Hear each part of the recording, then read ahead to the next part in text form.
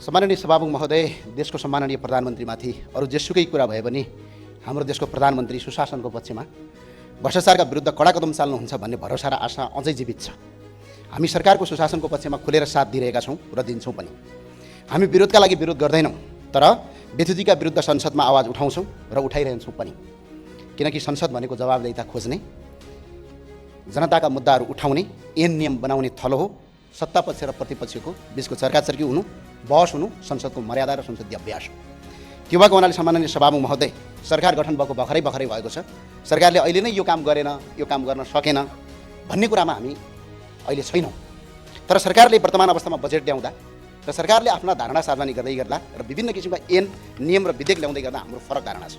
सम्माननीय सभामुख महोदय, सरकारले विद्युतीय सवारी साधनमा करछली र बजेटका सूचना चुहाट प्रकरण जस्ता ठुला काण्डमा महालेखाको प्रतिवेदनलाई लत्याउँदै छुट्याउने काम गर्यो, हामीले विरोध गर्यौँ। नेपालको प्रधानमन्त्रीले संसदको रोस्टरमा उभिएर नेपालले भारतको सिमाना मिचेको छ भनेर अभिव्यक्ति दिनुभयो। प्रधानमन्त्रीको यो कुरालाई सही हो भन्दै हामीले थपडी बजाउन सकेनौँ।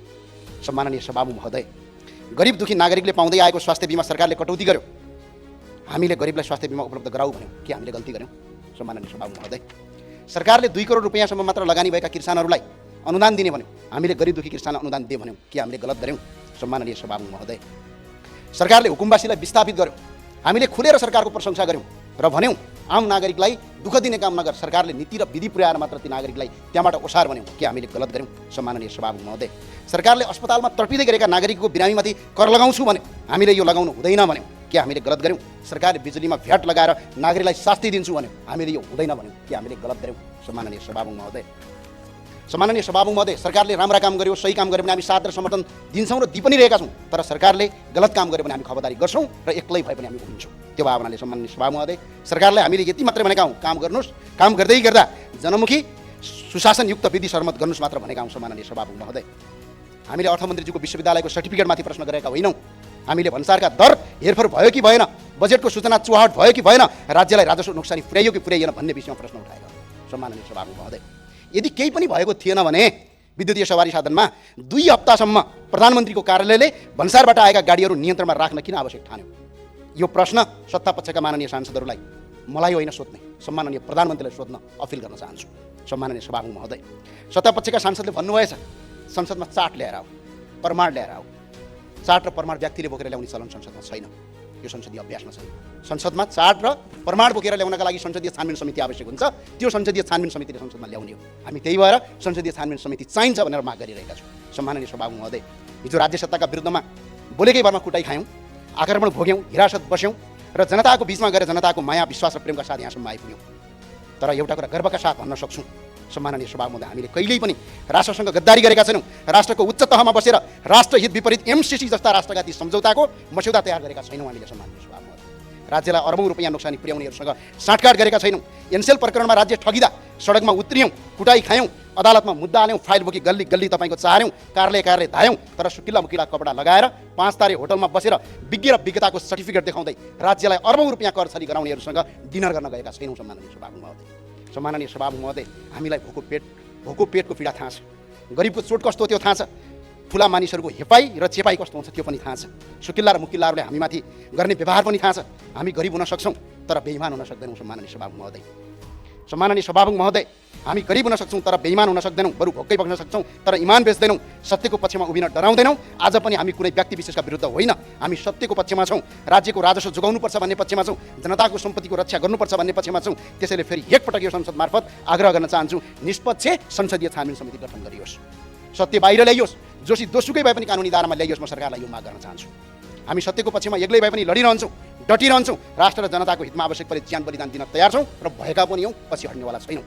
त्यो भएर सम्माननीय सभामुख कसैलाई लाग्न सक्छ, पढे लेखेका मानिसहरूले अपराध गर्दैनन्, तर इतिहासले त्यस्तो देखाएको छैन। सम्माननीय सभामुख, अर्थशास्त्रमा उच्च शिक्षा हासिल गरेका, विश्वका प्रतिष्ठित विश्वविद्यालयबाट विद्यावारिधि गरेका डाक्टर रामशरण महत, डाक्टर प्रकाश चन्द्र महत, डाक्टर युवराज खतिवडा यो देशको अर्थमन्त्री भएकै समयमा देशका ठुल्ठुला भ्रष्टाचार र अनियमितका घटनाहरू सार्वजनिक भएका छन्। त्यसैले केवल शैक्षिक योग्यता नै इमानदारिता र सुशासनको ग्यारेन्टी होइन। म बारम्बार भन्छु सम्माननीय सभामुख महोदय, यो देश गाउँका गरिब किसानहरूले सरबारा वर्गले बिगारेका होइनन्। यो देश दलबलमा पुर्याउने ती व्यक्तिहरू हुन् जो पढे लेखेका छन्, बुद्धि र क्षमता राख्छन्, सत्ता र शक्तिको पहुँचमा राख्छन्, तर देश र जनताप्रति इमानदार छैनन्। त्यसैले समस्या ज्ञानको अभाव होइन, समस्या नैतिकताको अभाव। त्यो भएर सम्माननीय सभामुख महोदय, हामी जनताका जनप्रतिनिधि हौँ, कसैको दया र निगाहमा यहाँ आएका होइनौँ। हाम्रो कर्तव्य सत्य कुरा बोल्ने हो। कसैले कसैलाई कति समर्थन गर्छ, कसको पक्षमा कति सांसद छन्, कसको सरकार छ, कसको जनमत छ, कसले कति साइबर बुलिङ गर्न सक्छ, त्यो विषयवस्तु हामीलाई कुनै महत्त्व छैन। तर स्पष्टका धारणाका साथ हामी सत्य एक्लै भए पनि खडा हुन्छौँ। असत्यको फैसला भेटले होइन, प्रमाणले गर्छ सत्यको फैसला। सम्माननीय सभामुख महोदय, सत्तापक्षका सांसदहरूको अभिव्यक्ति मैले सुनेको छु।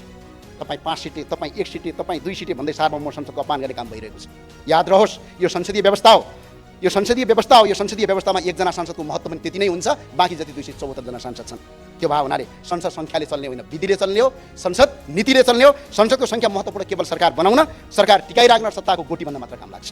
त्यो भएर सम्माननीय सभामुख, यो सार्वभौम संसदलाई अपमान गर्ने, पटक पटक इतिहास पल्टाएर हेर्नुहोस्। हाम्रो इतिहास के थियो एकछिन पल्टाएर हेरौँ त, छातीमा हात राखेर। जम्मा 3 वर्ष अगाडिको इतिहास हेरौँ। कोही सडकमा कराइरहेका थियौँ, कसैले सडकमा कुटाइ खाइरहेका थियौँ, आक्रमण भोगिरहेका थियौँ, कसैले शरीरभरि साङ्लो बाँधेर माइतीघर मण्डलमा उभिरहेका थियौँ, कोही हिरासतमा हत्कडी लगाएर थुनिएका थियौँ। तर आज सत्ताको हुर्मत लिने केही मन्त्रीहरू हिजो त्यही सत्ता राज्य सत्ताको छत्रछायामा हुर्किँदै राष्ट्रघाती एमसी पास गराउन सघाउँदै हामीमाथि आक्रमण गर्न आक्रमणकारीको सहगोत्री थिए। र सम्माननीय सभामुख, हिजो संसदमा झन्डै त्यतिखेर सरकारको पनि 2/3 थियो, बहुमत थियो। त्यो सरकारले हाम्रो कुरा सुनेन, प्रतिपक्षलाई अपमान गर्यो, सांसदलाई अपमान गर्यो। त्यसको परिणामस्वरूप भदौ 24 र 23 को आन्दोलन भयो। त्यो सरकारको संसदको बहुमत केही काम लागेन, हेलिकप्टर चढेर भाग्नुपर्ने दिन आयो। सम्माननीय सभामुख महोदय, अनि अर्को कुरा 35 वर्षदेखि लुटे, हामीले पनि लुट्न पाउनुपर्छ भन्ने बासियारी निर्माण भइरहेको छ।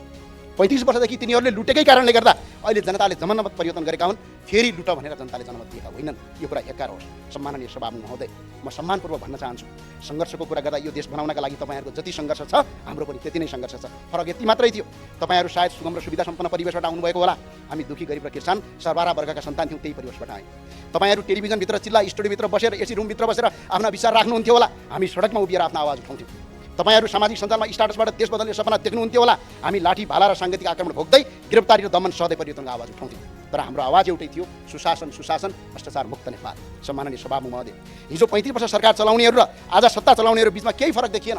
सम्माननीय सभामुख महोदय, हिजो उनीहरूको 2/3 र बहुमत थियो, 33 किलो सुनकाण्डको निष्पक्ष छानबिन गरौँ भनेर भन्दा उनीहरू तयार भएनन्। आज करछली र इबी गाडीको भन्सार दर रेटको चुहारको मुद्दामा निष्पक्ष छानबिन गरौँ भन्दा तपाईँहरू तयार हुनुहुन्न। हिजो उनीहरूको सरकार थियो, अदालतमा दर्ता भएका मुद्दा आफै फिर्ता लिन्थे। आज तपाईँहरूको सरकार छ, तपाईँहरू अदालतको मुद्दा आफै फिर्ता लिनुहुन्छ। हिजो उनीहरूको विपक्षमा बोल्दा झुटा मुद्दा लगाइन्थ्यो र अदालत देखाएर तर्साइन्थ्यो। आज तपाईँहरूको विपक्षमा बोल्दा अनुसन्धान निकाय र विभिन्न राज्य संयन्त्रको नाम लिएर दबाब सिर्जना गरिन्छ। हिजो उनीहरूको मन्त्री खुला धम्की दिन्थे, आज तपाईँहरूका मन्त्री संसदको रोस्टरमा बसेर धम्कीमा भाषण गरिरहेका छन्। हिजो उनीहरूका विरुद्धमा बोल्दा कार्यकर्ताले सडकमा आक्रमण गर्थे, आज तपाईँहरूका विरुद्ध बोल्दा तपाईँहरूका कार्यकर्ता सामाजिक सञ्जालमा सङ्गठित रूपमा चरित्र हत्या गर्छन्। फरक यति मात्र हो, आक्रमण हिजो सडकमा हुन्थ्यो, आज डिजिटल माध्यमबाट। हिजो आक्रमण भौतिक रूपमा हुन्थ्यो, आज मानसिक रूपमा। हिजो पनि राज्य शक्ति प्रयोग गरेर असहमतिको आवाज उठाउनेलाई दबाउने प्रयास गरिन्थ्यो, आज पनि गरिँदैछ। हिजो पनि आलोचकलाई शत्रु ठानिन्थ्यो, आज आलोचनालाई विकास विरोधी ठानिन्छ। फरक के रह्यो तपाईँ र उनीहरू बिचमा?